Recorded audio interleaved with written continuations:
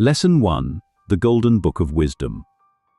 In Master Teacher Franz Bardon's Hermetic system, there are 5 books: Initiation into Hermetics, The Practice of Magical Evocation, Key to the True Quabbalah, a book of philosophy, and a book on alchemy.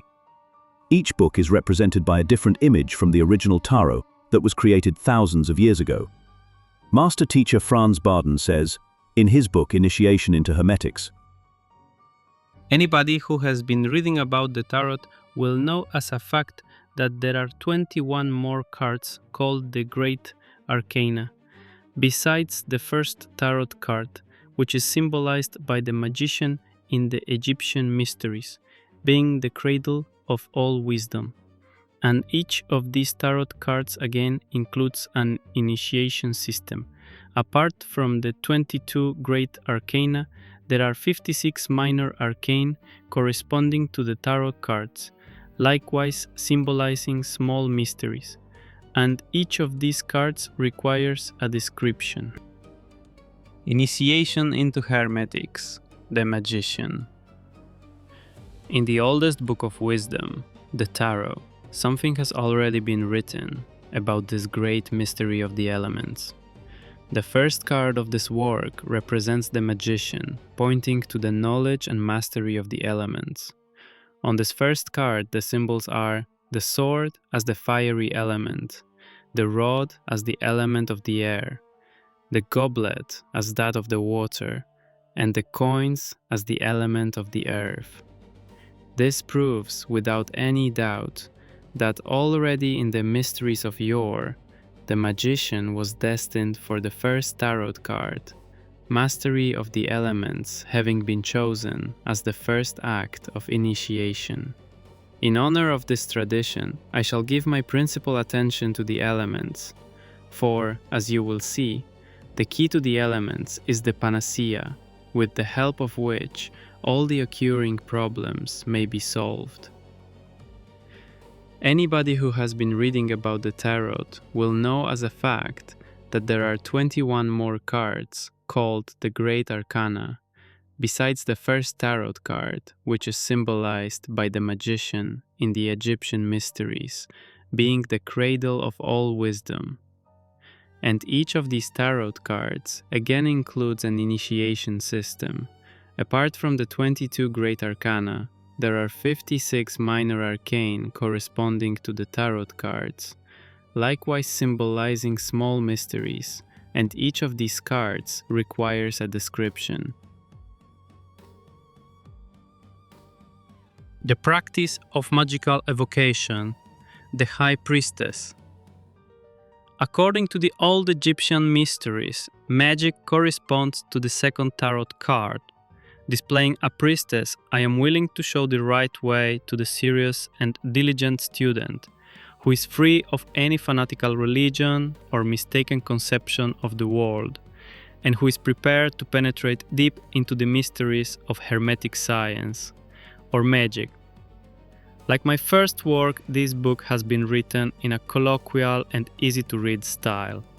This is so that even the simplest man can get thoroughly acquainted with this art, not only in theory but also in practice. The practical application of what I am going to say about evocation in this, my second volume, will only become possible for the reader who has attained the goal of my first book, a thorough command of the mysteries of the first tarot card, or at least of the facts laid down in my first volume, up to and including step 8. Only then will the reader be able to achieve satisfying results. The second tarot card represents the temple of initiation, which is identical to the microcosm, the small world. Often this card is regarded as the temple of Solomon.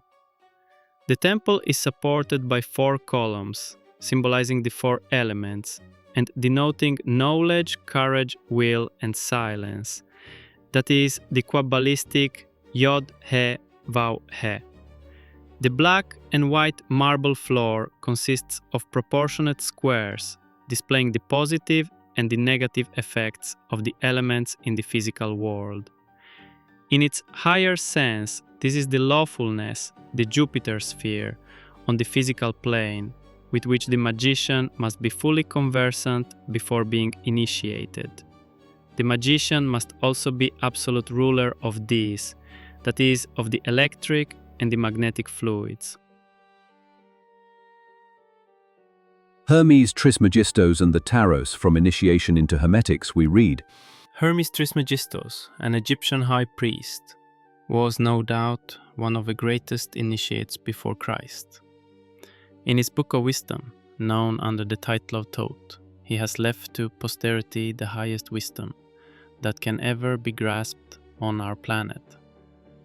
His Tabula Smaragdina, Hermes tablet, serves to prove the macrocosmic and microcosmic laws of analogy. This wisdom is called Hermetic science by people having reached the necessary maturity for their initiation.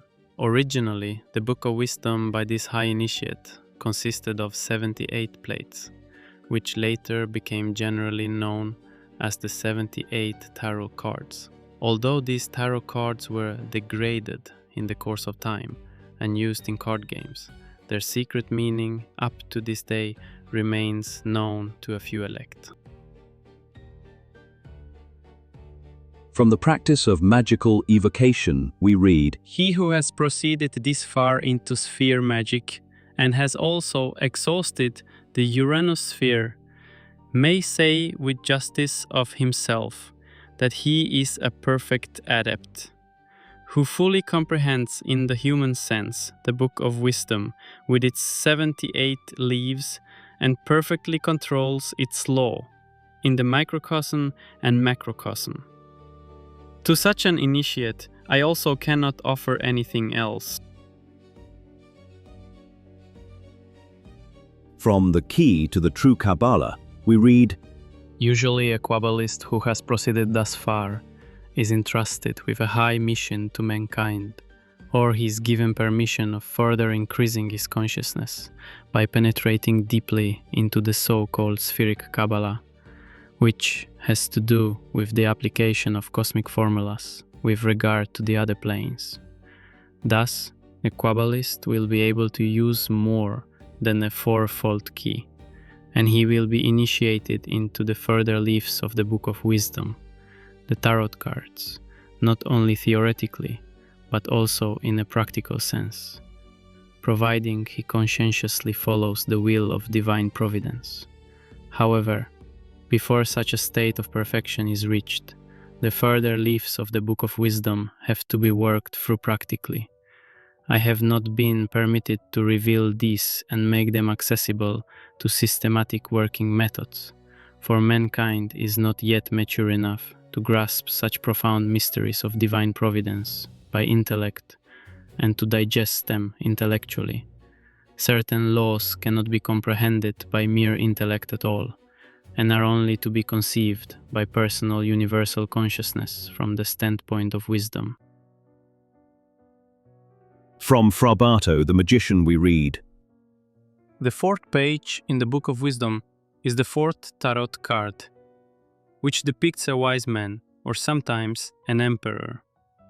The description of the fourth tarot card is of very great assistance to magicians, spheric magicians, and Kabbalists, for it allows them to penetrate more deeply into the secrets of wisdom, and thereby enables them to solve the greatest problems.